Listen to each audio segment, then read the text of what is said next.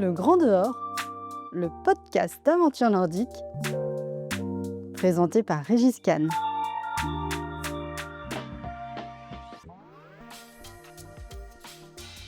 Aujourd'hui, dans Le Grand Dehors, on s'intéresse à l'exploration scientifique et humaine. Je reçois Christian Clot, explorateur, chercheur et fondateur du Human Adaptation Institute, connu pour ses expéditions immersives comme Deep Time et Deep Climate.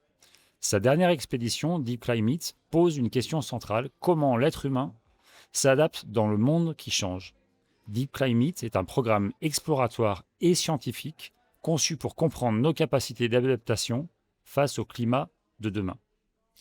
Pour rester au plus près du réel, Christian Clot et 20 participants, des femmes et des hommes, les climatonautes, ont traversé 3 environnements extrêmes: la forêt équatoriale de Guyane avec sa chaleur humide, le désert aride d'Arabie où les températures dépassent les 50 degrés, voire plus en ressenti, les terres glacées au-delà du cercle polaire finlandais. Dans cet épisode, nous allons parler d'adaptation physique et mentale, de dynamique de groupe et de ces expériences en conditions difficiles qui nous apprennent sur la manière d'affronter les environnements extrêmes d'aujourd'hui et de demain. Ce podcast est enregistré dans le cadre du Festival de montagne Autran, c'est la 42e édition, et j'ai l'honneur et l'avantage et l'intérêt de recevoir Christian Clot. Bonjour Christian. Bonjour, merci beaucoup. Christian, tu te définis comme un explorateur, chercheur. Qu'est-ce qui t'a poussé à pas seulement explorer? Donc c'est important le mot explorateur, chercheur. Alors je dirais, le mot explorateur devrait se suffire en soi, parce que c'est peut-être la différence entre l'exploration et l'aventure. Tout est très noble, hein, chacun fait des voyages ou des expéditions sur le terrain qui lui correspondent. Pour moi, l'aventure, elle se détermine plutôt dans sa propre volonté de se dépasser soi-même et d'aller se découvrir sur un territoire. Elle n'a pas forcément pour perception, pour volonté de partager des connaissances. Là où l'exploration, normalement, a ce rôle d'aller chercher à comprendre quelque chose de nouveau, de faire un pas de plus de la connaissance et surtout ensuite de le faire savoir, pour que ce soit un passage de témoin pour les prochains qui vont aller chercher ou questionner. Donc normalement, l'explorateur se doit, ou l'exploratrice évidemment, se doit d'être un peu chercheur. Maintenant, c'est vrai que quand on va un peu plus loin, puis qu'on y ajoute des protocoles scientifiques un peu plus poussés, il y a cette notion de volonté de faire avancer une connaissance aussi scientifique qui va devenir référente pour que, encore une fois, les suivants puissent continuer d'avancer sur ces sujets. Du coup, on peut faire la différence entre l'aventure et l'exploration. À mon sens, oui. Alors, je dirais, aujourd'hui, honnêtement, tout le monde utilise ces deux termes de la même manière, donc c'est pas très grave en réalité. Mais je trouve ça important de revaloriser la notion exploration, tout simplement parce que l'aventure permet de faire des beaux exploits. Mais on oublie que quand on fait de l'exploration, quand on a une volonté de recherche, ça prend du temps sur le terrain. Si vous imaginez que vous avez fait vos 8 heures de progression dans un milieu, que ce soit un désert, une forêt tropicale ou quoi que ce soit, vous posez votre camp, et quand vous êtes aventurier, vous pouvez vous dire je me détends et je pose mon sac, quoi. Quand vous voulez comprendre, vous allez devoir faire 2-3 heures de plus de recherche, de questionnement. Donc en fait, la fatigue est différente. Donc aussi, vous ne faites pas la même distance, forcément, parce que si vous voulez bien chercher, vous ne pouvez pas vous permettre d'être épuisé parce que vous avez avancé toute la journée comme un fou. Donc il faut trouver le juste milieu. Donc c'est vrai que c'est quand même pas tout à fait le même travail, même si on va dans les mêmes terrains. Qu'est-ce qui t'a poussé, toi, personnellement, à le faire? Parce que tu aurais pu entre guillemets, te cantonner à dire je fais de l'aventure, je suis peut-être sponsorisé, je vais essayer de me faire connaître, parce que toi, tu as une renommée, mais tu es allé sur un autre terrain. Ouais, c'est une bonne question parce que, en fait, le contexte actuel nous pousse plutôt à rester aventurier. Il faut être très clair, hein, aujourd'hui, faire des exploits et les faire savoir sur Instagram ou ailleurs permet de mieux s'en sortir que quand on veut faire un travail de fond qui demande des financements différents. Moi, mes missions, c'est pas quelques centaines ou quelques dizaines de milliers d'euros, c'est des millions d'euros parce qu'il faut mener des études scientifiques, des IRM, des choses comme ça. Donc, c'est plus les mêmes ampleurs de trouver des budgets. Donc, en fait, on passe beaucoup de temps à ça. Bref.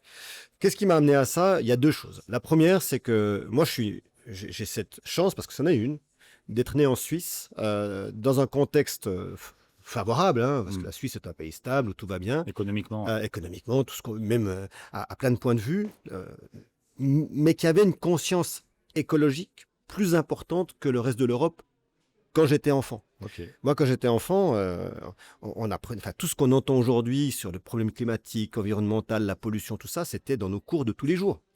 Donc, très rapidement, quand même, on dresse un état d'esprit de, je veux dire, moi, je ne peux pas faire n'importe quoi sur ma planète. Ça a été mon premier point. Après, j'ai commencé à partir sur le terrain très tôt parce que j'étais réfractaire à l'école, j'étais pas à ma place, donc je suis parti sur le terrain très tôt. Et je suis parti en tant qu'aventurier, hein, clairement, quand je fais la traversée du Grand Nord canadien, quand je fais la remontée des fjords de Norvège, des choses comme ça, je fais ça pour moi, pour me découvrir, tout ça. Mais rapidement, je constate, que j'ai une capacité d'aller dans des territoires complexes où tout le monde ne peut pas aller. Et j'ai quand même cette petite chose dans l'arrière de ma tête qui me dit, mais Christian, tu as un impact sur le terrain et qu'est-ce que tu en fais? Et donc, très rapidement, je me suis dit, mais en fait, il faut que j'aille apporter un plus dans mes expéditions. Donc, j'ai été voir d'abord des chercheuses et des chercheurs plutôt en glaciologie, en géologie, en entomologie, leur dire voilà, moi je vais là-bas, est-ce que ça vous intéresse? J'ai commencé à faire des prélèvements. Ils m'ont appris. J'ai eu une chance énorme, là encore, d'avoir des glaciologues qui m'ont vu arriver, moi, qui avais quitté l'école à 16 ans, pour leur dire eh, non, les gars, j'ai une super idée, je vais aller là-bas, est-ce que ça vous intéresse que je fasse des trous dans la glace pour vous? Je baptise un peu, mais c'est un peu ça. Et ils auraient pu me dire mais attends, mon gars, moi j'ai fait 10 ans d'études, toi tu viens me raconter. Non, au contraire. C'est des gens qui ont une compréhension du terrain et qui savent très bien que quand on a la chance de pouvoir aller sur certains terrains, il faut en profiter. Donc, ils m'ont appris. Ils m'ont appris d'abord à prendre des prélèvements, puis ensuite à les comprendre. Et ensuite, quand je me suis retrouvé dans des situations de plus en plus extrêmes, soit dans mes équipes, soit dans des territoires, Rwanda, Indonésie, Chili, après des tremblements de terre et tout, j'ai vu des humains en souffrance. J'ai vite compris que là, j'avais peut-être un rôle à jouer que d'essayer de mieux comprendre comment aider ces populations. Et pour les aider, il fallait que je comprenne. Et pour comprendre, il fallait que je fasse des études. Et voilà, ça s'est construit comme ça. C'est super intéressant. Aujourd'hui, tu te considères comme scientifique? Moi, je reste un explorateur. Et je mets chercheur parce que vraiment, je dirige un institut de recherche, mais je n'ai pas le même parcours qu'un scientifique qui a fait des études, qui est arrivé au bout, qui a son doctorat. Alors, moi, j'ai des équivalences. Mais je dirais, je veux garder ce mot chercheur plus que scientifique parce que quelle est la différence? Je veux dire, elle n'existe pas vraiment, mais c'est important de valoriser les personnes qui ont été au bout d'un diplôme. Et ça, c'est des scientifiques et ils ont un vrai savoir-faire dans leur domaine. C'est important aussi de comprendre qu'aujourd'hui, la science, elle ne peut pas se contenter d'être ultra monolithique sur une thématique. Si vous prenez le corps humain et que vous étudiez, moi, j'ai travaillé avec des chercheurs qui travaillent sur des groupes de neurones très spécifiques. Et s'ils ne le font pas, on ne comprendra pas. Donc, c'est fondamental. Mais il faut qu'on comprenne que ce groupe de neurones fait partie d'un cerveau, qui fait partie d'une tête, qui fait partie d'un corps et ainsi de suite. Et ça, c'est mon rôle. C'est d'avoir ce prise de recul sur les différentes sciences avec lesquelles je travaille, qui sont des gens d'une compétence extraordinaire, mais parfois qui sont forcément, et c'est normal, vu la complexité, focalisés sur leur métier à eux. Donc, moi, je fais le chemin pour regrouper ces sciences. D'ailleurs, c'est ce qu'on voit dans Deep Climate. En fait, tu fais appel à des équipes pluridisciplinaires. Je voudrais juste, avant de parler de Deep Climate, que tu nous dises qu'est-ce qui t'a amené donc, dans ton cursus, dans ton parcours, à travailler sur l'adaptation humaine, parce que c'est le sujet d'après. Ouais. Parce que donc on a compris, tu es un vrai explorateur au sens noble du terme. Tu vas chercher pour partager aussi. Mais après, tu arrives sur l'adaptation humaine. Oui, alors l'adaptation, elle vient quand même assez naturellement. D'abord parce que sur le terrain, on doit s'adapter en permanence. Et c'est là qu'on va arriver à ces nuances. C'est quoi l'adaptation finalement? Quand on dit de s'adapter, est-ce que je m'adapte parce que je vais sur un sommet de 8000 et que j'augmente mes globules rouges? Non, ça je m'acclimate. Est-ce que je m'adapte parce que j'arrive à résister à une condition très contrainte? Oui, mais c'est toujours un peu de la résistance.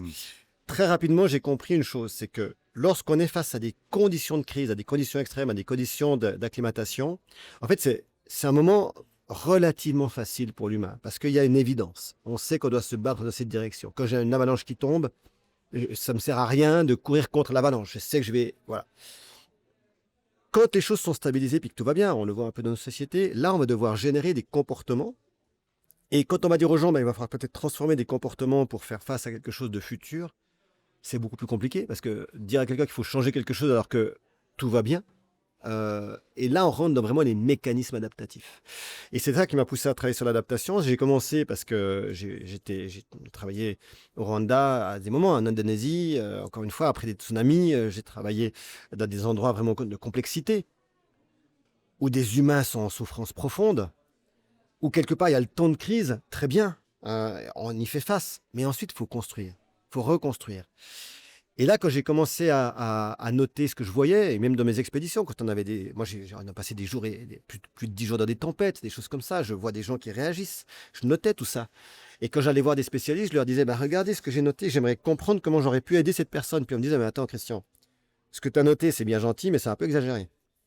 Ah bon, ouais, ça va trop vite, c'est trop paroxysmique, tu notes, là, il est en train d'avoir cette réaction, puis l'instant d'après, là, celle-ci, enfin, on ne sait pas tellement comment gérer ton truc, là.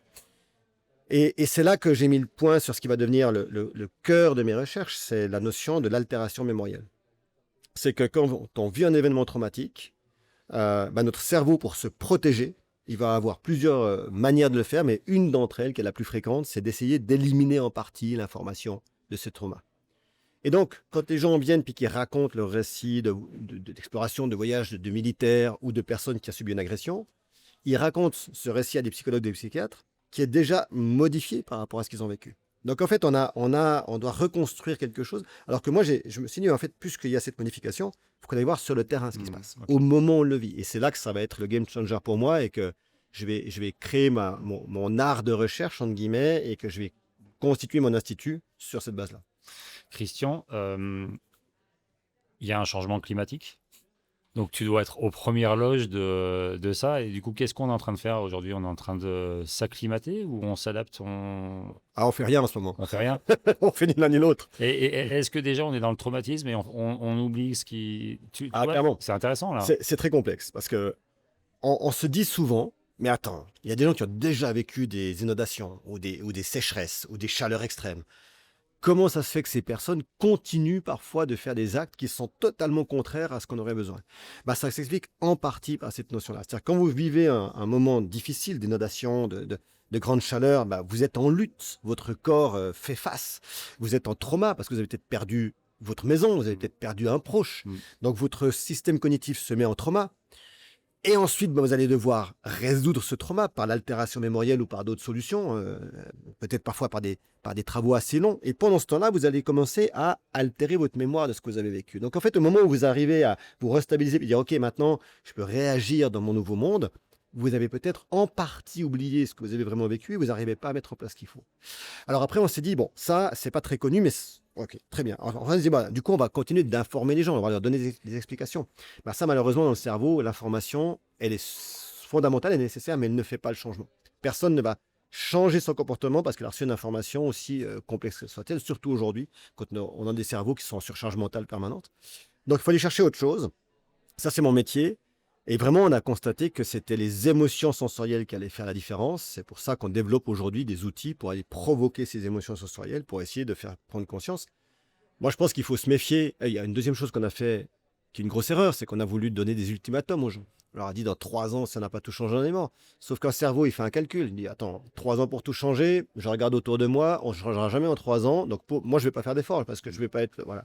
Donc, en fait, c'est un syllogisme de l'impossible. 3 ans pour tout changer, je n'arriverai pas à tout changer en 3 ans, donc je ne le fais pas. Et donc, on a un peu bloqué des capacités au changement. Et donc, aujourd'hui, il faut qu'on ait l'humilité d'accepter que pendant 40 ans, on a fait des choses qui n'ont pas été suffisantes. Et qu'on doit remettre sur la table complètement notre manière de vouloir réfléchir ce changement, en allant travailler sur la scolarité, parce que c'est chez les jeunes que ça se modifie le plus, en allant réfléchir à des systèmes sensoriels, et en admettant tout simplement que tout scientifique soit-on avec des super données, on ne fera pas changer les choses comme ça. Voilà. Et ça, c'est une humilité qu'on a du mal à avoir, honnêtement. Et est-ce que ton approche scientifique, elle a pour but d'aider à ça, d'aider à cette réflexion? Oui, on essaye à notre échelle, bien sûr. Nous, on a un tout petit institut, il faut qu'on sache où on est dans le monde scientifique, on reste tout petit, mais on fait des choses uniques. Et cette unicité, elle nous apporte 2 choses. D'abord, un regard citoyen, c'est-à-dire que les gens nous observent avec les films, avec les livres, avec les expéditions, donc on a une parole grâce à ça, et dont on doit servir avec attention et considération. C'est-à-dire que je sais que quand je parle, il faut que... Moi, mon rôle, c'est pas de faire peur aux gens. Et pourtant, c'est pas non plus de leur dire puis son love, tout va bien. Donc, je dois... Voilà. Et on essaye à notre échelle. Et c'est important parce que, encore une fois, il faut apporter de nouvelles idées. Dans Deep Climate, c'est 20 femmes et hommes, les climatonautes. J'aime bien cette expression. Et 3 expéditions dans des univers très différents. Pourquoi? Alors, là, on parle de Deep Climate. Avant, tu avais fait Deep Time aussi. Donc, Ouais, j'aime bien les dips. oui, oui. On va s'arrêter à time et climat parce que ça peut aller loin. sinon. Oui, ouais, exactement. Pourquoi le format des 3 expéditions? Parce qu'il y a une temporalité, on reste 40 jours. Je crois qu'il y a un écart, il y a une durée où on revient peut-être à la réalité. Enfin, tu peux nous en dire un peu plus? Ouais, alors, je vais essayer d'être Ouais, concis parce que En fait, en gros, au début, moi, je voulais travailler sur 2 choses en même temps. L'impact climatique et la variabilité des conditions changeantes. C'est-à-dire qu'en gros, un humain aujourd'hui, il peut, dans le même mois, subir plusieurs changements et il va falloir s'adapter à chacun. Est-ce qu'on est capable de le faire? Est-ce que le cerveau est capable de le faire? Donc moi, quand j'ai commencé à travailler sur ça, je voulais aller je l'ai fait en premier en solitaire pour tester, où j'étais dans 4 milieux très rapidement, 30 jours dans un milieu, retour de 15 jours, redépart dans un nouveau milieu. Donc en fait, on n'a même pas le temps d'avoir appréhendé le truc, qu'on est déjà en train de changer. Je voulais comprendre ça. C'était scientifiquement sans doute un peu trop pour arriver à bien faire notre travail. Donc, quand on a fait le travail sur le groupe, on a déjà décidé de réduire d'un milieu pour être plus concentré sur des conditions réellement qu'on pouvait vivre chez nous dans le futur. Et puis de prendre un peu plus de temps. Donc, on avait 40 jours dans le milieu, 30 jours de repos, ce qui permet une sorte de réassessment, comme on dit, de de renettoyage. renettoyage, et puis ensuite de repartir. Et pourquoi on fait ça sur si peu de temps? Alors, c'est pour une simple raison très bête, c'est qu'on veut garder les mêmes personnes. Si je dis à quelqu'un, ben, écoute, on va partir à 40 jours, puis dans 5 mois, on repartira à 40 jours et tout ça, pour s'organiser pour les personnes qui sont des gens de la vie de tous les jours, hein, qui ont des métiers, qui ont des travaux, qui ont des employeurs ou des employés, c'est très difficile. Là, on a dit aux gens, ben, écoutez, prenez 6 mois de votre vie, vous demandez à votre employeur un congé sabbatique ou vous acceptez en tant qu'indépendant. C'est faisable, c'est déjà un gros engagement. Hein. Les personnes qui le font, c'est extraordinaire. Euh, mais c'est plus facile de leur demander ça que de leur dire bah, tous les ans on va faire un 40 jours par exemple. Donc on a effectivement paramétré l'expérience pour qu'on garde les mêmes personnes, parce que c'était très important qu'on ait les mêmes personnes à étudier pour qu'on puisse vraiment comparer l'impact du chaud, l'impact du froid, l'impact de l'humidité. Et heureusement, et grâce à ça, on a vu des choses extraordinaires. Ouais. Et justement, quand j'ai regardé le film, et peut-être que vous le dites dans le film, ou en tout cas je l'ai lu quelque part, c'est des gens, entre guillemets, noblement ordinaires. C'est-à-dire Ouais. que ce pas des explorateurs, c'est Non. pas des aventuriers, comme toi tu peux l'être ou comme d'autres. Et finalement, ils décident à un moment de suspendre leur vie pour vous accompagner Ouais. dans des conditions climatiques. Est-ce qu'on peut dire qu'elles sont extrêmes ou difficiles? Alors, l'extrême est toujours en rapport à la personne qui le vit. Un Inuit qui vit au Groenland, il est chez lui dans son bureau. Un Parisien qui va au Groenland en plein hiver, il est dans l'extrême. Donc l'extrême est toujours relatif. Et donc là, ben, pour ces 20 personnes qui avaient peu ou pas d'expérience du tout de ces territoires, oui, ils étaient dans l'extrême.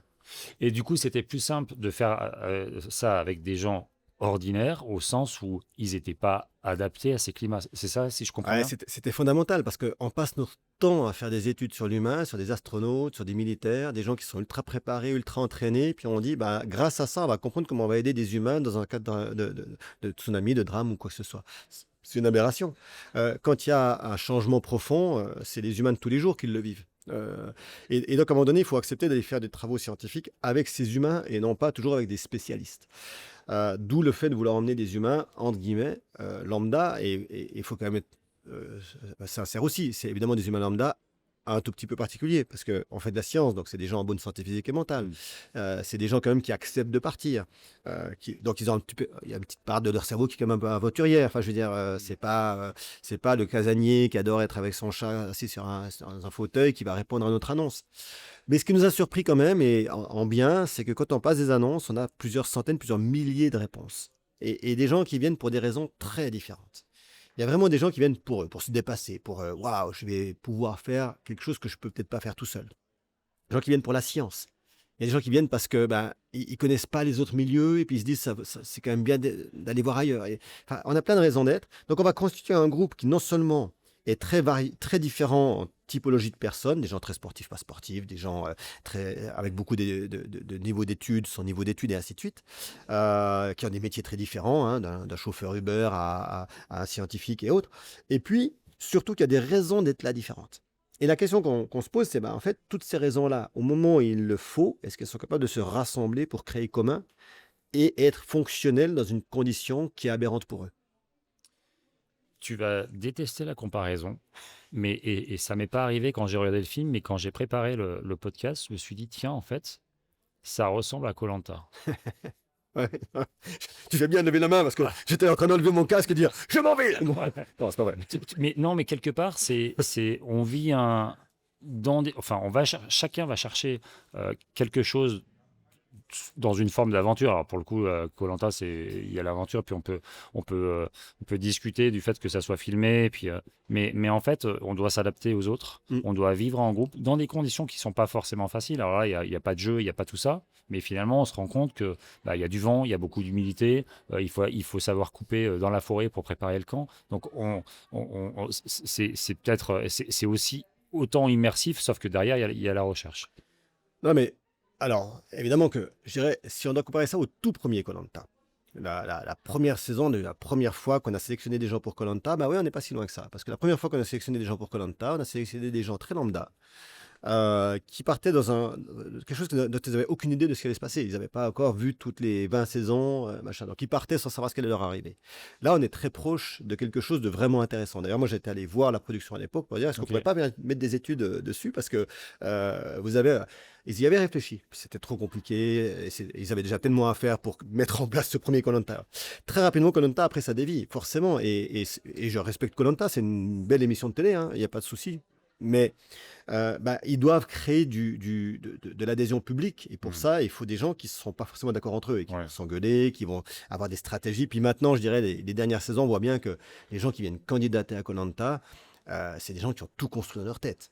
Ils savent à peu près ce qu'ils vont construire. Donc là, on n'est plus du tout dans la même chose. Oui, et clairement, le début de koh le début de The Island, qui était une émission aussi sur M6, peut avoir des rapprochements. Nous, il y a une grosse différence. Il y a deux grosses différences. La première, c'est qu'on n'a pas cette possibilité de se dire, mais si je vais pas bien, je peux sortir du jeu. Moi, mes équipes, elles sortent pas du jeu. C'est vrai, l'évacuation, même si, évidemment, quand je pars seul, j'ai aucun moyen de communication. J'ai même pas de téléphone iridium. Donc, si j'ai un problème, je me débrouille. Parce que je veux pas que des gens aient à se mettre en danger pour venir me chercher, alors que j'ai choisi moi-même d'aller me mettre dans des situations. Donc, tu refuses à chaque fois d'avoir un outil. Alors moi, évidemment, quand je pars avec un groupe, j'ai un téléphone iridium. Mais dans certaines conditions, je pourrais appeler des secours. Le temps qu'ils arrivent, ça peut mettre des jours et des jours. Donc, il faut que ce groupe se mette dans l'idée qu'ils sont dans une situation de vie classique et que on ne peut pas toujours avoir comme ça instantanément au secours.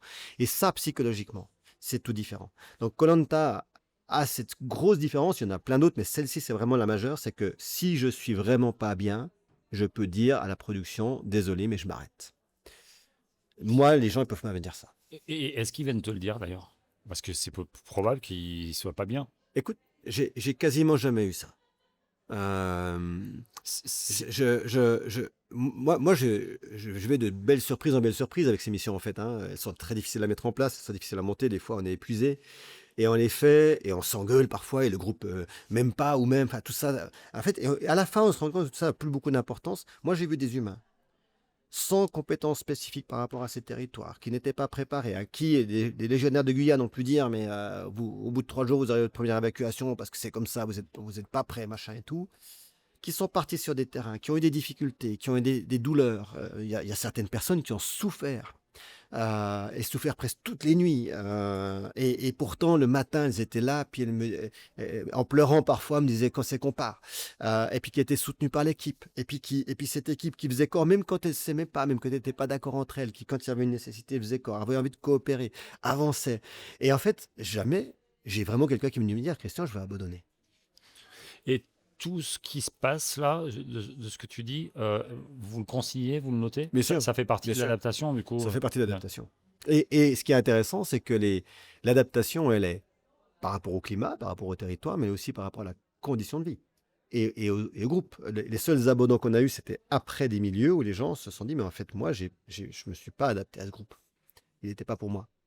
Et dans ce cas-là, juste, tu fais comment si, puisque tu dis c'est 20 femmes, 20 hommes, il y en a peut-être qui abandonnent après la Guyane. Premier milieu, exactement. Ouais, là, on milieu. Reconstitue les groupes. Du coup, là, c'est de l'adaptation au groupe. Ouais. L'adaptation sociale. Et tu sais, c'est sans doute la plus importante. Je veux dire, face au climat, face au milieu, quelque part, l'humain, il a des capacités. On pourra discuter du bien fondé, de s'installer dans des endroits très chauds, très froids, de ce que ça représente comme impact et tout ça, clairement. Mais dans le futur, quand on va vivre dans des conditions plus chaudes, on trouvera quelques solutions. Ce ne sera pas pour tout le monde, ce sera difficile, mais on en trouvera quelques-unes. En revanche, dans ces conditions de plus grande difficulté, c'est là qu'on verra si l'humain a envie de coopérer et de faire ensemble. Mm. Et ça, c'est beaucoup plus dur. Donc en fait, le vrai enjeu aujourd'hui pour nous, c'est de savoir comment des humains qui vont vivre dans des complexités plus importantes seront capables d'être en accord, de faire ensemble. Est-ce que c'est pas faussé quelque part? Parce que là, ils savent qu'ils partent pour une étude scientifique, que ça va durer un temps. Mm. Donc ça leur demande une capacité d'adaptation, certes, mais aussi il y a une motivation. Il y a, en se disant, bah, c'est peut-être le moment de coopérer, c'est peut-être le moment aussi d'être positif, même si c'est dur, tu vois, tu prends sur toi, parce que, voilà, encore une fois, tu sais que ça va durer un temps et tu sais aussi qu'il y a un projet scientifique derrière. Je ne sais pas si en situation naturelle, sans projet derrière, on sera en même capacité d'adaptation, de Oui, coopération entre les groupes. je dirais que j'ai deux réponses à ça. La première, c'est que davantage de travailler quand même sur des périodes assez longues. À 40 jours, ça peut paraître court, mais sur un terrain de complexité, en fait, tout le monde, quand il est pas bien, arrive à se projeter sur une semaine. Ça, on y arrive à le faire. Ouais, je suis pas bien, j'ai mal, j'ai froid, j'ai machin. Bon, ça va durer une semaine, je prends sur moi. Mais 40 jours, tu peux pas faire ça. Donc, tu dois quand même aller chercher tes mécanismes adaptatifs. Et ils l'ont fait. Et à la fin de chaque milieu, les gens étaient quand même beaucoup plus capables et beaucoup plus apaisés dans le milieu qu'au début à chaque fois. Donc, on a vraiment cette adaptation qui se crée.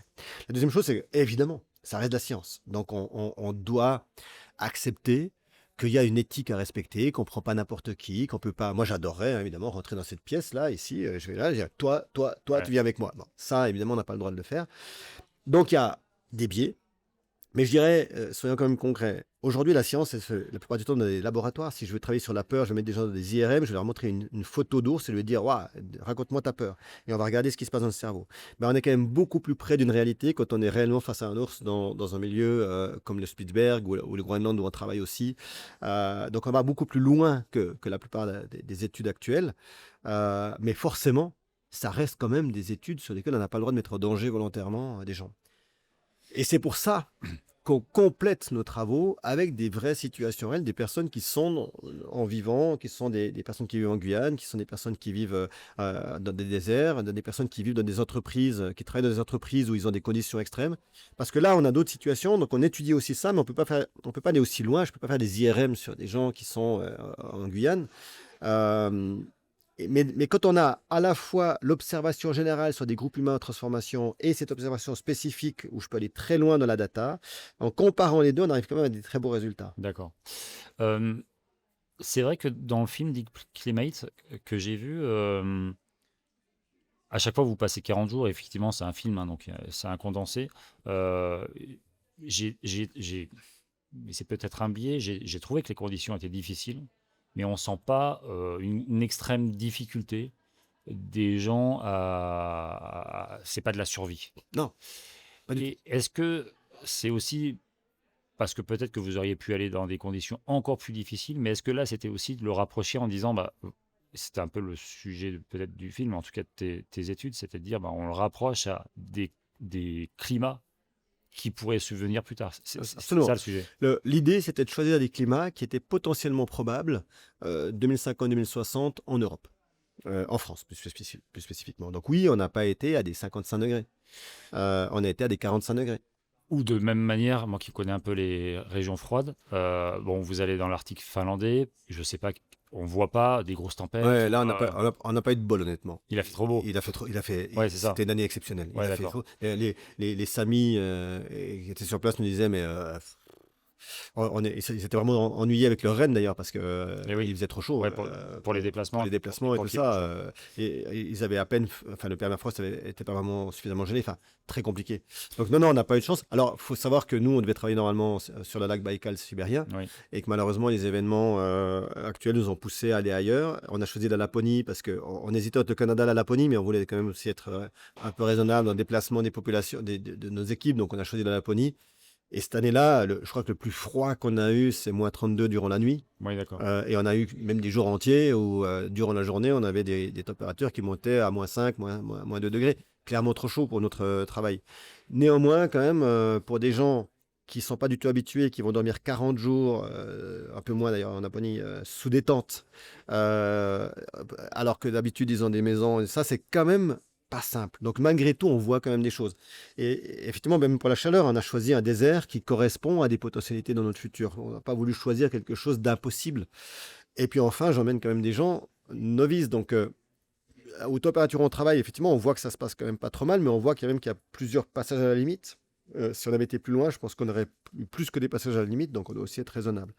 Enfin, alors malheureusement, ça c'est la contrainte d'un film comme le nôtre, hein, c'est que c'est filmé par les sujets eux-mêmes. Hein. J'ai pas une équipe de tournage qui nous accompagne Ok. pendant tout le trajet. On est vraiment en autonomie totale. On n'a pas de soutien extérieur. Durant les traversées, hein, j'ai toute une équipe qui travaille sur ces missions, mais durant les traversées, on est vraiment en autonomie. Euh, et donc c'est filmé par les sujets eux-mêmes. Donc en fait, quand c'est trop dur, tu filmes plus. Je filme. Et ça, c'est ma frustration Mm. quand je vois ce film. C'est que moi, j'ai vu plein de situations dans ces expéditions que j'aurais aimé pouvoir montrer et qui ne sont pas filmées ou qui sont filmées parce qu'ils ont fait l'effort d'essayer. Parce qu'honnêtement, ils ont essayé. Mais bon, quand on a des images, elles tremblent tellement, ou alors il n'y a pas de son parce qu'ils ont oublié de brancher le micro parce qu'ils étaient trop fatigués, ou alors... Et malheureusement, on a un déchet gigantesque. On a 100 heures de rush, on a peut-être 10 heures utilisables, et encore. Donc malheureusement, bah, là, on est limité, et c'est quelque chose que j'ai accepté dès le départ, que le film, il se ferait comme il pourrait se faire. Voilà. Tu penses que ça aurait donné plus de poids au contenu, au film, en disant, bah tiens, on voit que c'est dur, on voit que c'est de l'expé, et du coup, finalement, c'est pas le. Ouais, on serait peut-être plus programmé le matin dans les festivals, puis on irait l'après-midi ou le soir. Parce qu'effectivement, on a plus envie de voir des gens qui souffrent et Ouais. qui s'en sortent à la fin, Mm. que de voir des gens qui ont l'air d'aller bien. Mais je le comprends, il n'y a pas de critique là-dessus. Moi, j'ai un film, c'est peut-être mon premier, c'est le premier film comme ça d'ailleurs, hein, où quelque part, quand on regarde le film, on se dit que tout se passe bien.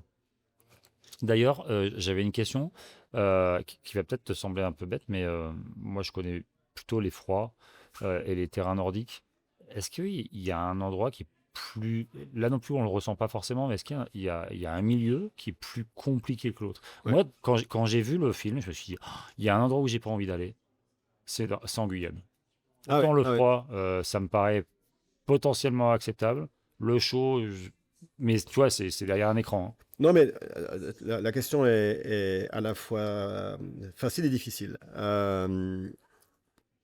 Clairement, si on doit à isoparamètres, si on prend moins 40 plus 40, ben le moins 40, tu le sais très bien avec ton métier, moins 40 bien équipé, quand on a les bons équipements, honnêtement, Ça il passe. n'y a pas de problème. Mm. Si on a le bon sac de couchage pour dormir, si on a les bons tissus, si on connaît les petits gestes quand même, et ça, Avec une voilà. forme de routine. Ouais. Plus 40, c'est déjà difficile, c'est déjà Ok. plus compliqué parce que là, quel équipement à plus 40? C'est-à-dire que bah, soit je me mets à poil et en fait, c'est pas tellement bon parce qu'on peut pas non plus l'être en plein soleil. Là, on commence à arriver à des dégradations cognitives, donc le plus 40 est plus compliqué pour l'humain qu'un moins 40 bien équipé. Ok. On est bien d'accord qu'une personne à poil à moins 40, elle est quand même pas bien non plus, hein. Donc là, c'est l'équipement qui fait la différence. Maintenant, nous, humains, on est quand même plus fait pour le froid que pour le chaud à la base. Et ce qui m'a frappé, et ce qui est frappant, et c'est ce qu'on doit maintenant marteler à tous ceux qui pensent qu'on peut moyenner la condition humaine, c'est que l'intervariabilité humaine est gigantesque. Vous avez une personne qui va être sans aucun problème au froid, qui va poum poum, qui va aider tous les autres et tout, vous le mettez tout d'un coup dans le chaud, et là, pouf, cette personne, elle s'efface. Et c'est quelqu'un d'autre qui prend le lead. Il y a très peu de personnes qui sont vraiment capables d'être partout. Il y en a quelques-unes, mais il n'y en a pas beaucoup. Donc on a une variabilité individuelle terrible, énorme. Donc ce que moi je trouve facile, et ça, on doit vraiment se mettre ça dans la tête parce que des fois, bah, c'est facile ici. Regarde, il fait à peine moins 10. Qu'est-ce que tu me parles que t'es pas bien? Bah ouais, mais l'autre personne, elle est peut-être totalement réfractaire au froid et à moins 10 déjà, elle commence à être mal. Est-ce que l'entraînement, l'aguerrissement permettrait pas de niveler en fait En partie. Bien l'acceptabilité? sûr, Ouais. un bon aguerrissement, un bon entraînement permet de niveler en partie, mais il y a quand même des bases physiologiques et cognitives qui sont, elles, structurantes à la personne. Et même avec un très gros aguerrissement, une personne qui n'est pas faite pour le froid, elle aura du mal à être au froid. La chaleur, c'est... Alors, maintenant, pour répondre à ta question plus spécifiquement, c'est la chaleur qui est le plus spécifiquement dangereux parce qu'elle va altérer des fonctions cognitives et qu'elle va, entre autres, altérer des fonctions cognitives liées aux aspects sociaux. On a moins envie d'être en société quand il fait chaud. Or, l'adaptation, elle est fondamentalement collective. C'est les groupes qui s'adaptent beaucoup plus que l'individu. L'individu, sa physiologie, honnêtement, elle ne bouge pas beaucoup, hein. On ne va pas changer nos cœurs, on ne va pas changer nos estomacs. Or, le cerveau, lui, change. Mais par contre, ce qui change beaucoup, c'est le système social. Et là, ce qu'on voit, c'est que quand on a un bon système social, on s'adapte bien et que la chaleur détruit ce système social. Du coup, tu vois, dans les 40 jours ou dans le désert, euh, il peut y avoir plus de tension, Ouais, plus. on a des résultats scientifiques très clairs qui D'accord. montrent que dans le désert, on a une dégradation de la condition sociale, qui n'est pas forcément par plus de tension, mais qui est dans la volonté de moins être ensemble, de s'éloigner, de moins accepter les instructions, de moins accepter les demandes des autres. Ouais. C'était un peu la question que je voulais te poser. Voilà. Si certains environnements chamboulaient la coopération ou chamboulaient l'organisation du La groupe. chaleur le fait, clairement. D'accord. Une autre question. L'expédition que tu as fait avant, c'est Deep Time. Ouais. Tu me dis si je me trompe, c'est 40 jours 40 jours à 15 personnes dans une grotte. dans une grotte. Donc là, c'est une expérience. Rupture de toute condition d'information externe. Donc, plus du tout de soleil, plus de montre, mais plus non plus toutes les informations du quotidien, les réseaux sociaux, les mails, toutes ces informations. Donc, on coupe tout ça. Est-ce que finalement, c'est pas plus compliqué? Est-ce que, en quelques mots, tu arriverais à me donner un rapport En 2 mots, les 19 personnes qui l'ont fait solitaire avant nous ont toutes eu des dépressions. Donc, Ok. on se dit, waouh, tu veux dire qu'il y a des gens qui l'ont fait en solitaire, en solitaire avant nous, votre. et D'accord. j'en Ok. suis, Ok. et d'autres. Et nous, on arrive dans un groupe et ça se passe super bien. Ok. Non seulement ça se passe super bien, mais ça se passe que les gens retrouvent des compétences, retrouvent de l'imaginaire, retrouvent de la projection mentale, retrouvent de l'apaisement, retrouvent de la liberté intérieure. Et ça, ils le prononcent, ils le disent, et on l'observe scientifiquement avec nos datas scientifiques. Pourquoi? Parce qu'aujourd'hui, le hors du temps, c'est une chose, mais ce qui est vraiment impactant pour nos cerveaux, c'est la quantité d'informations qu'on reçoit au quotidien. Hmm. Et là, tout d'un coup, on coupe ça. Ouais. Et en fait, les gens se sentent bien. Dans Deep Climate, j'ai pas vu, mais ils n'avaient pas non plus de. Bah non, ils n'avaient pas forcément de téléphone. Ils Ils ont avaient des. Pas de téléphone portable, alors là, ouais, on avait des montres, on avait pas, Ouais, de ouais. toute façon, on avait le soleil. Oui, tout d'accord. ça. Tu parles du nombre d'informations qu'on a, tu parles de la coopération humaine. Ça va un peu à l'encontre de ce qui se passe actuellement, notamment avec l'intelligence artificielle. Ah ouais, s'il y a une chose qui m'inquiète presque encore plus que le climat, qui est déjà problématique, c'est aujourd'hui la rupture de nos fonctions cognitives par rapport au milieu extérieur qui nous environne. Là, on a des gens, on a quasiment 50% de la population en surcharge mentale qui n'arrive plus à faire face. C'est en augmentation constante chaque année. On a à côté de ça une intelligence artificielle qui nous dit bah, tu n'auras plus besoin de réfléchir, on va réfléchir pour toi. Et on voit que quand on utilise trop ça, on dégrade des fonctions cognitives. Donc déjà qu'elles sont en difficulté, en plus on les dégrade. Donc là, on est vraiment dans un moment de l'histoire qui peut être un basculement humain, clairement. Alors évidemment, on va dire ça, on va pas dire demain je vais interdire l'intelligence artificielle, ce serait non seulement pas possible, ce serait contre-productif, mais on doit avoir des vraies réflexions là-dessus, ça doit être des réflexions sociales, collectives, pour que l'humain demain maîtrise encore ce qu'il est, à savoir une fonction pensante et pas juste une fonction vivante. Tu le disais tout à l'heure, derrière Deep Climate, il y a une équipe pluridisciplinaire de chercheurs, peut-être de laboratoires. Ok, les gens sur le terrain, comment on structure l'approche scientifique? Qu'est-ce que, en quelques mots, Ouais, on va chercher? on va chercher à comprendre les fonctions physiologiques, toutes les fonctions cognitives et toutes les fonctions sociales. Donc pour ça, on va faire des travaux avant et après chaque milieu dans des IRM, par exemple, juste avant, juste après. Puis ensuite, sur le terrain, on va plutôt essayer de comprendre comment les gens réfléchissent, comment les gens pensent, comment les gens se concentrent et comment les gens sont fatigués ou pas mentalement. Et ça, c'est vrai pour la physiologie et c'est vrai pour le système social. Et ensuite, chaque discipline, hein, on a plus de 50 chercheurs et chercheurs, on a une douzaine de disciplines différentes, donc chacun va faire son travail dans sa discipline, parce qu'il y a des vrais spécialistes, puis c'est des gens qui sont extraordinaires, avec des compétences de connaissances folles. Et moi, ensuite, mon rôle dans l'Institut et dans la direction scientifique de ce projet, c'est d'essayer de comprendre ensuite comment certaines fonctions fonctionnent par rapport à d'autres. Si je vois une dégradation ou une augmentation de système cognitif, est-ce qu'en même temps je vois que le microbiote a évolué, a changé ah tiens, il y a peut-être un lien. Et on va chercher des liens et des corrélations pour savoir ensuite comment est-ce qu'on va pouvoir aider les humains demain, parce qu'on ne pourra peut-être pas les aider sur certaines choses. Je ne peux pas changer leur cerveau demain, peut-être que je peux changer leur alimentation et qu'en fait, ils s'adapteront mieux, et ainsi de suite. Et ça, c'est vraiment mon travail. Est-ce que dans Deep Climate, à l'intérieur de l'équipe, il n'y a pas de chercheurs? Il pourrait.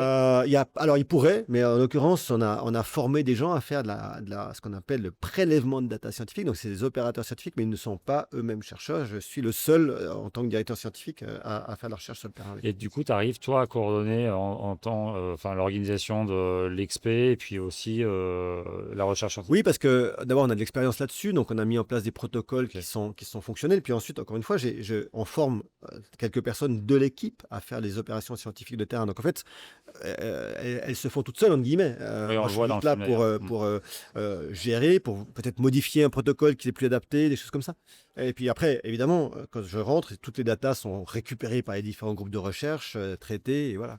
Est-ce que dans certaines situations, par exemple, une situation difficile, alors que ça peut être collective ou personnelle, des fois, tu vas être dans une situation où tu vas laisser le curseur avancer Ouais, bien sûr. pour aller à la limite au Et, plus loin de.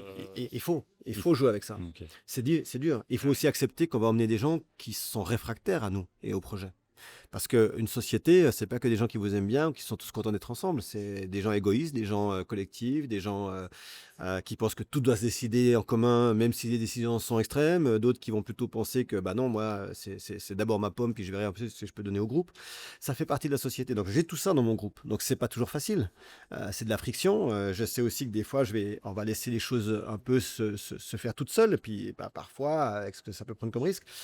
Évidemment, après, avec les garde-fous nécessaires, mais c'est nécessaire. Parce que sinon, encore une fois, si j'emmène que des gens surentraînés, qui ont envie d'être ensemble, machin et tout, bah, ce que j'observe, c'est un groupe surentraîné qui a envie d'être ensemble. Et ça D'ailleurs, s'arrête là. d'ailleurs, dans le film, on le voit à un moment donné dans le désert où les groupes sont séparés par 4 ou Ouais, 5. ouais. Et il y a un intervenant qui le dit, bah, en fait, il vaut mieux qu'on fasse par affinité, Voilà. que On n'a sinon ça va. plus envie d'être en collectivité. Et ça, Oui, c'est c'est une ça. des fonctions du désert aussi, c'est que cette dégradation de la fonction sociale fait que bah, petit à petit, on n'a plus envie d'accepter les contraintes des autres, donc on s'isole. D'accord. Et c'est ce qui s'est passé dans le désert. On va élargir un peu la conversation. Ce que tu observes sur le terrain, le changement climatique, le comportement des hommes, est-ce que tu es rassuré pour l'avenir ou tu t'inquiètes? On a parlé des changements, de l'intelligence artificielle, du collectif qui peut-être s'effrite un petit peu. Je vais te faire une réponse de Normand. Et pourtant, je suis pas du tout Normand. Le Suisse.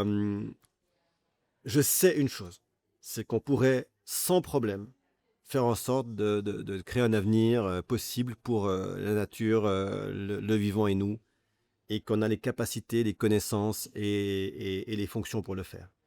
Donc ça donne quand même beaucoup d'espoir. Ça veut dire que on peut. Et quand l'humain coopère, il fait des choses. Moi, j'ai vu des gens, encore une fois, c'était impossible, et pourtant ils l'ont fait, cette fameuse phrase. Mais moi, je l'ai vu de nombreuses fois sur le terrain.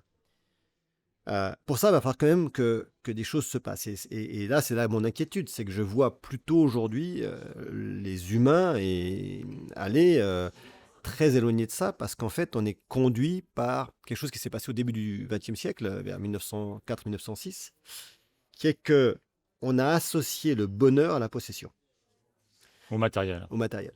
Si tu as, tu es content. Et en fait, on a forgé les esprits pour ça. Et aujourd'hui, bah, on le voit bien, les gens, ils ont beau savoir. Moi, on a beaucoup parlé de Shane ces derniers temps. Hein. Tous les gens qui essaient de chez Shane ne sont pas des salopards finis qui s'en foutent. C'est pas vrai du tout. Il y a des gens qui ont conscience, qui savent bien, mais l'appelling, le fonctionnement actuel fait que c'est toujours posséder égale bonheur. Donc, en fait, pour qu'on y arrive, il va falloir redéfinir la vision du bonheur et la vision d'un futur. Et ça, il va falloir quelques personnes qui ont cette capacité de la porter, cette vision, et ensuite de la partager, qu'elle devienne sociale et qu'elle devienne éducative surtout. Aujourd'hui, on voit bien qu'on n'a pas ces profils-là. Et là, je suis inquiet, parce que je vois au contraire des profils qui appuient encore plus qu'avant sur cette notion, et ce que fait le président actuel des États-Unis, qui garde un pouvoir énorme, il faut quand même le dire, ce n'est basé que sur l'économie. Je veux avoir plus. Donc ça m'inquiète un peu.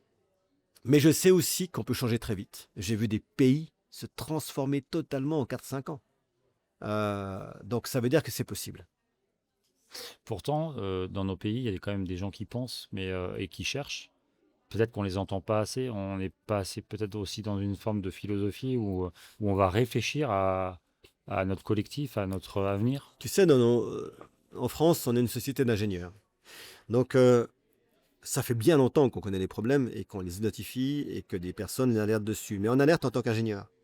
Si je te parle d'adaptation aujourd'hui, 99% des gens vont te répondre bâtiment, route, technique. Très peu vont te dire, bah ouais, l'humain, il doit changer. Le comportement humain doit changer. Donc, en fait, on se heurte à cette difficulté que nos chercheuses et chercheurs, pour beaucoup d'entre elles et d'entre eux, avec toute leur bonne volonté, parce que ce sont des gens d'extrêmement bonne volonté, restent persuadés qu'il faut faire de la technique et qu'il faut faire un peu peur et qu'il faut donner de la data à fond, à fond, à fond. Et depuis 2 ans seulement, mais quand même, depuis 2 ans, je vois une grosse évolution là-dessus. Des gens avec qui je me battais il y a 5-6 ans, qui me traitaient parfois de climato-sceptique, parce que je leur disais, il faut qu'on arrête de faire peur aux gens, il faut qu'on leur donne de l'espoir. Comme me disaient, mais attends, regarde tout ce qui se passe. Bah, je vois toute une frange de cette population qui est en train de se dire, maintenant, effectivement, on a peut-être raté un truc. Et moi, je leur dis à tout le monde, à tous ceux qui luttent sur ces terrains-là, ça fait 50 ans qu'on utilise les mêmes méthodes, qu'on utilise les mêmes essais, les mêmes manières de faire. Il faut être honnête avec nous-mêmes. On n'y est pas arrivé sur ces 50 ans. Il y a des choses qui ont changé, mais pas suffisamment. Donc, on doit essayer des nouvelles méthodes. Et ces nouvelles méthodes, elles vont passer par la fonction émotive, elles vont passer par la fonction éducative, elles vont passer par la coopération, l'envie d'être ensemble, et surtout pas en engueulant les gens. Si je vais dans une salle et que je les engueule parce que le changement climatique est en train d'arriver, je ne vais pas avoir grand monde à la sortie qui va dire « Ah oui, vraiment, il faut que je change », ou alors des gens déjà convaincus. Donc non, on doit changer de méthode, et je pense que c'est en train d'arriver. Il faut changer de méthode, mais il faut la changer rapidement. C'est ça, Ouais, il faut on sent qu'il y a changer. une urgence, quoi. Il faut le faire assez vite. Et encore une fois, je suis un peu là-dessus, si c'est ma part de pessimisme, c'est que je sais que si on ne change pas l'éducation initiale, derrière, on ne fera mettre que des pansements sur une mauvaise éducation. Quelqu'un qui n'a pas appris dans sa jeune année, tu vois, moi, je me rends compte, hein, là, je vais faire un truc qui n'est pas du tout scientifique, je vais parler de moi. Si je n'avais pas reçu cette éducation quand j'étais enfant, qui quelque part m'a imprimé dans la tête, fais attention à la nature, fais attention aux choses, fais attention à tes déchets, tout ça. Quand j'ai commencé à faire mes expéditions, bah, si ça se trouve, je m'en serais foutu royalement de mon impact. C'est parce que quelque part, malgré tout, alors j'étais un super mauvais élève et que je n'écoutais pas à l'école, mais ça m'est rentré, tu vois. Et je vois un pays comme le Rwanda qui, après le génocide, imaginez le Rwanda en 95, il vient de subir un truc de fou. Les voisins, les familles se sont entretuées. 5 ans plus tard, en 99, premier pays au monde qui interdit le plastique. Premier pays au monde qui dépasse 50% de femmes au Parlement. Premier pays au monde qui met la nature protégée dans sa dimension de la Constitution. On ne sait pas trop, ça. On ne sait pas trop ça, parce qu'on croit que les autres pays sont forcément moins disants que nous. Le Rwanda, en 5 ans, ils changent tout ça. Pourquoi? Parce qu'ils ont décidé de changer totalement l'éducation. Et ce n'est pas le seul pays qui l'a fait. Mais qu'est-ce qui décide de changer? Alors, c'est un homme qu'on n'aime pas trop en France, qui s'appelle Kagame, qui est aujourd'hui en train de péter un câble, comme trop de dirigeants qui restent longtemps à la tête de leur pays. Mais quand il arrive, Kagame, il fait un bien fou au Rwanda. Il sauve le Rwanda. Et il sauve une partie de l'Afrique de l'Est. Parce que voilà. Aujourd'hui, je n'ai pas d'avis sur ce qui est... Enfin, si, j'ai des avis sur ce qui est en train de se passer, c'est terrible. Mais il faut savoir voir quand ça se passait bien. Et malheureusement, on n'a pas su changer ça à long terme. Mais le Canada, la Finlande ont changé leur système éducatif, ont changé complètement leur système. Donc vraiment, on a la possibilité de le faire. Je te donne un seul exemple pour comprendre ça. La coopération des humains. La coopération des humains, elle se fait parce que tu vois le visage de l'autre. On discute, on commence à coopérer. Dans les classes d'école, on continue d'être la queue leu leu en regardant un prof. Donc ça veut dire que les humains dans ces classes n'apprennent même pas la coopération, qui est si fondamentale. Donc voilà, et ça coûte rien à changer, tu vois. C'est pas une question économique. On apprend un peu la compétition et la comparaison. Ouais, et puis aujourd'hui, on demande aux profs d'être tout et rien. Enfin, on leur dit, vous devez à la fois enseigner, éduquer, mais si vous punissez, vous vous ferez emmerder. Enfin, tu vois, c'est une dichotomie, c'est une gabegie totale aujourd'hui. Ouais, et puis sur des métiers qui sont mis à mal. Bah, complètement. On ne peut pas demander à un enseignant qui a 30 enfants dans sa classe de bien faire son boulot parce que l'éducation et l'enseignement sont deux notions qui demandent évidemment du collectif, mais qui demandent de l'individualisme parce qu'on ne va pas à la même vitesse. Et on ne peut pas le faire avec 30 enfants dans une classe. Christian, en fait, finalement, on est plus adaptable que ce qu'on pense. Ouais, beaucoup plus. C'est possible. Qu'est-ce qu'on pourrait faire, chacun, là, à l'issue de ce podcast, pour nous préparer, pour nous adapter à l'imprévu, à ce changement, sans parler de limiter, mais La puissance du cerveau, ça passe par ce qu'on appelle la variabilité ou la diversité cognitive. Cette capacité d'avoir, entre guillemets, plein d'informations dans le cerveau et face aux différentes choses qui évoluent, sans avoir besoin d'extérieur, de recréer dans le cerveau des compétences. Pour ça, il n'y a pas de miracle, il faut vivre des choses.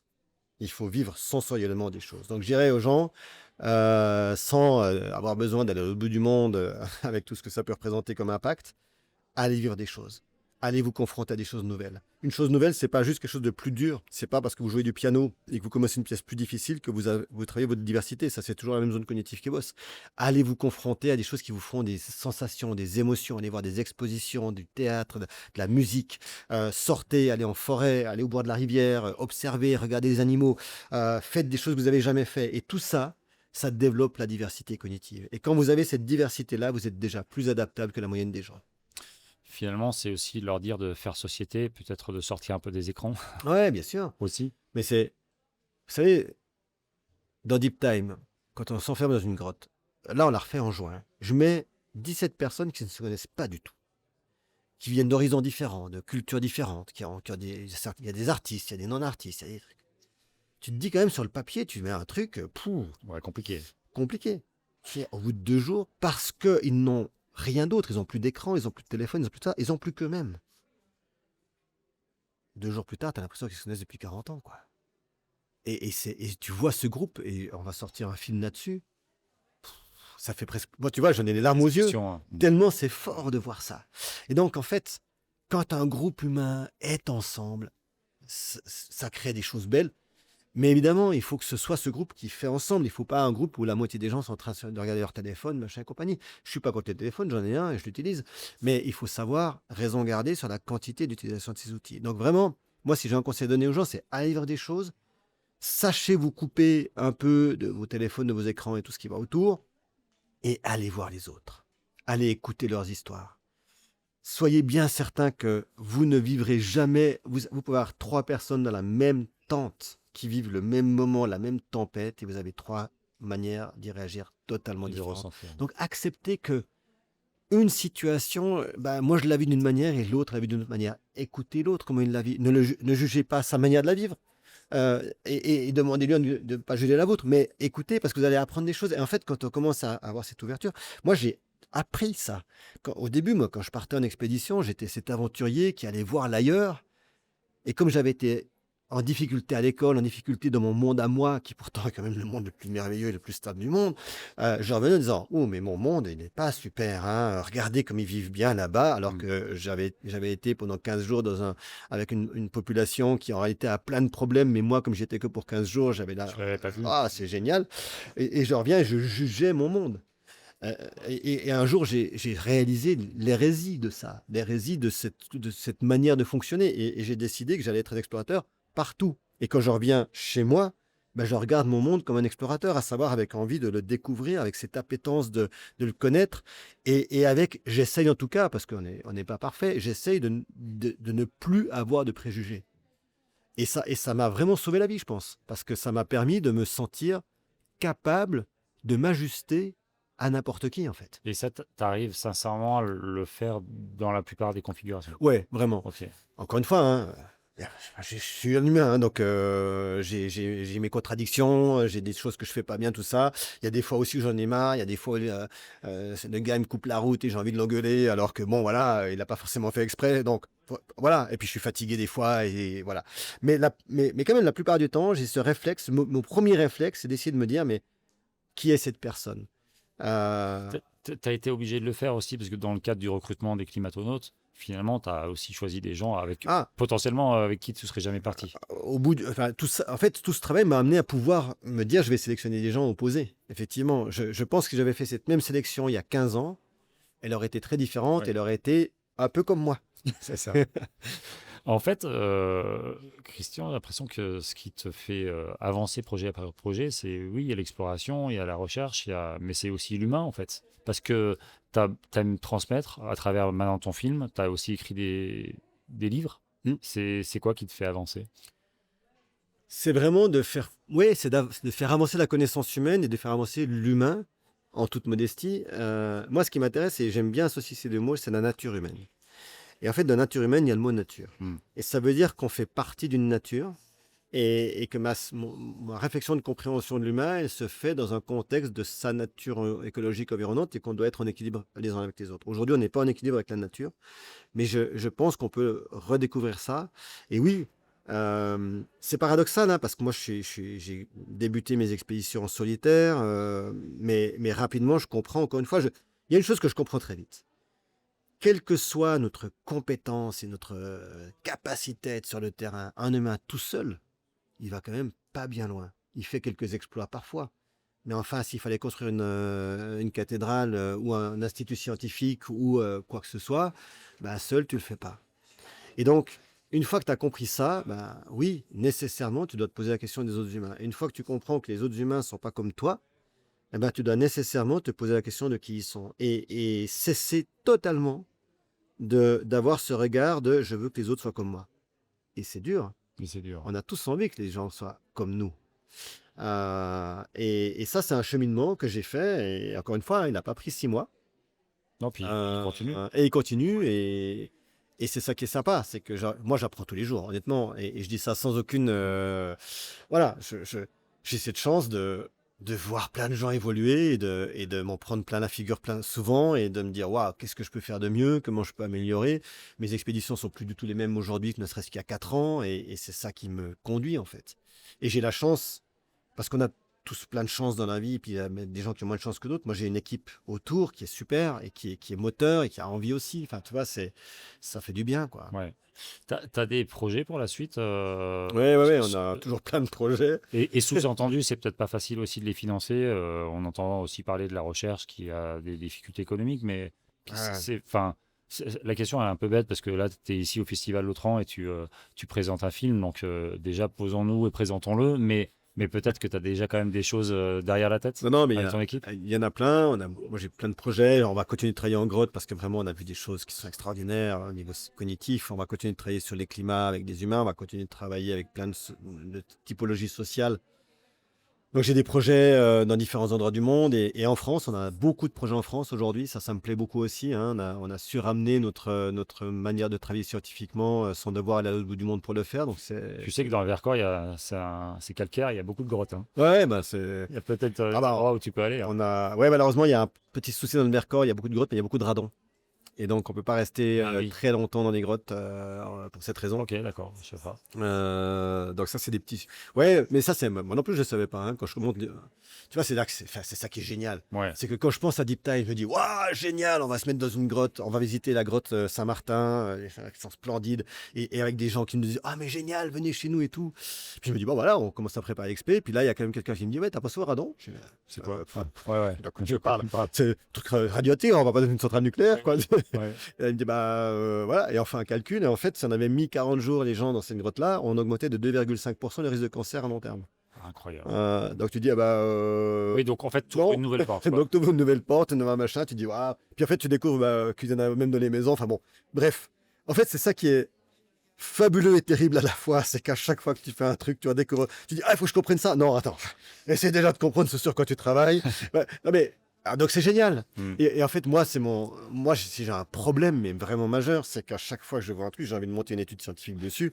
Et mes équipes me disent, Christian, calme-toi. Cool, finis déjà celle-là. Ouais. Moi, j'ai à peine fait le terrain que j'ai déjà envie de partir sur celui-là, alors que non, prends le temps d'analyse.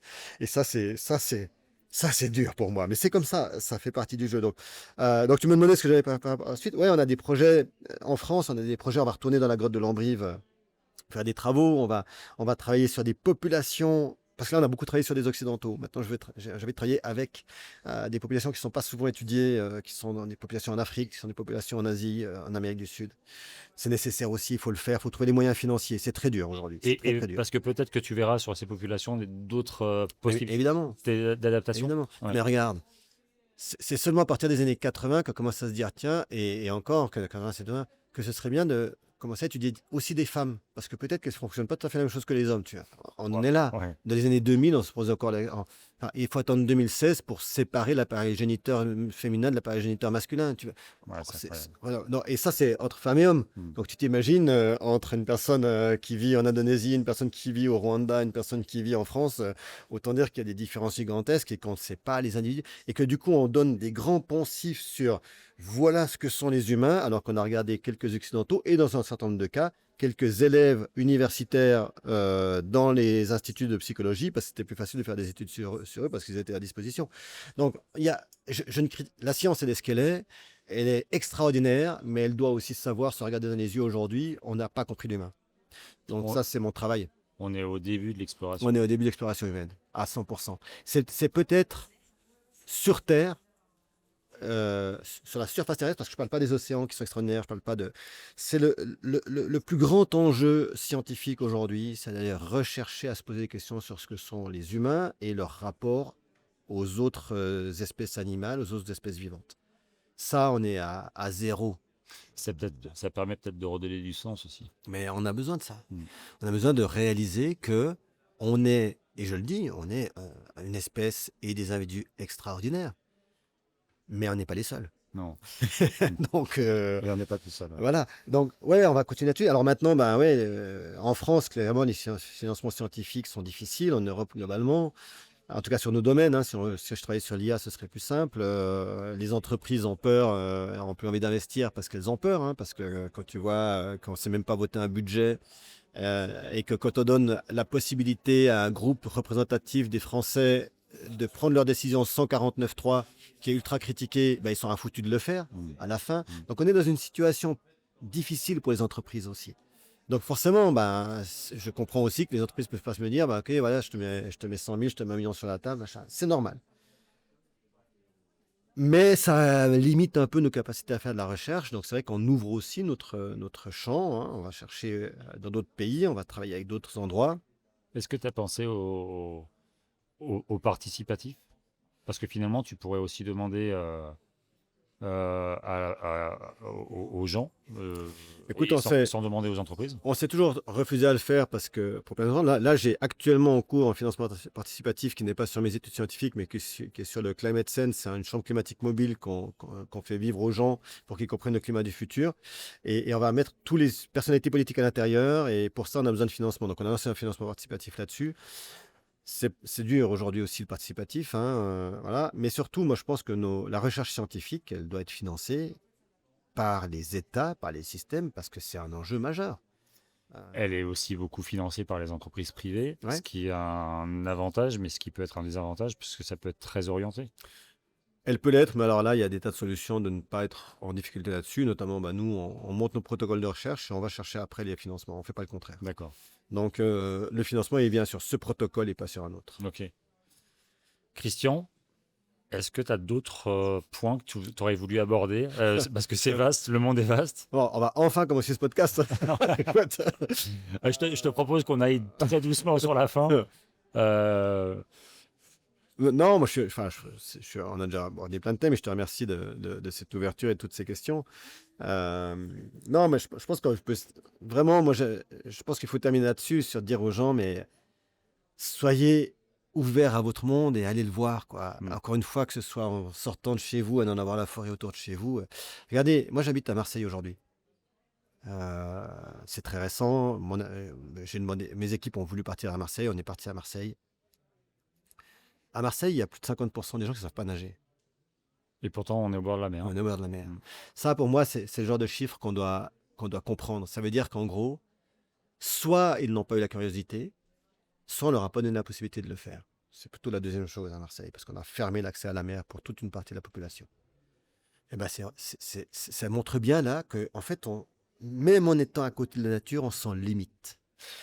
Et ça veut dire qu'on est inadapté à notre environnement. Mais on est inadapté à notre environnement. La plupart des citadins, et c'est pas de leur faute, quand je vais dire ça, sont inadaptés à la nature. Et donc, l'enjeu aujourd'hui, c'est de retrouver ça, de redonner à la possibilité aux classes d'école de sortir. Aujourd'hui, un prof qui veut sortir sa classe, mais c'est la croix et la bannière. Puis il a une responsabilité, mais qui est de la folie. Alors qu'on devrait faire alors que c'est l'école dans la nature. Voilà, c'est génial quand on le fait. Donc, sortir plus.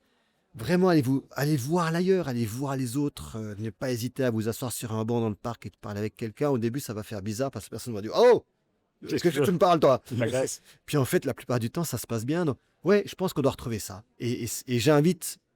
On me demande souvent ce qu'on peut faire. Alors, il y a des gens, il faut trier vos déchets, il faut fermer votre robinet d'eau, tout ça. Bien sûr, tout ça, on le sait. Mais je crois que si on veut sauver notre planète, il faut d'abord se réouvrir à elle.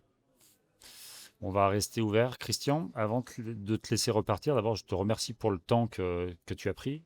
Le podcast Le Grand Dehors, il est là aussi pour donner un peu d'ouverture. Euh, Dans la tradition du podcast qui est assez récente, j'offre une petite bouteille. Cool, j'avais oublié ma gourde en plus. Alors, voilà, et bon, alors c'est en plastique, mais c'est du plastique durable, incassable, où tu vas pouvoir mettre du chaud et du froid, donc ça pourra t'accompagner dans toutes les latitudes. Ah, merci beaucoup. Cool. Et merci infiniment, Christian, de nous avoir rappelé que l'adaptation est sans doute l'une des plus grandes ressources face à l'inconnu. Et si cet échange vous a intéressé, ne le gardez pas pour vous, partagez l'épisode. Abonnez-vous, faites vivre la discussion et vous retrouverez toutes les informations de Deep Climate, les travaux et l'actualité de Christian Clot sur son site christianclot.com. Je mettrai le lien en description. Quant à nous, on se retrouve très vite pour explorer une nouvelle facette de nos pratiques outdoor. D'ici là, restez curieux, adaptez-vous et surtout, profitez du dehors. Vous apprendrez plein de choses et faites société. Merci Christian. Merci beaucoup. Vous venez d'écouter Le Grand Dehors, le podcast d'Aventure Nordique. Pour prolonger l'expérience, retrouvez nos équipements sur aventurenordique.com, nos conseils, tests et comparatifs sur notre blog. Et rejoignez-nous sur nos réseaux sociaux. À bientôt et profitez du dehors!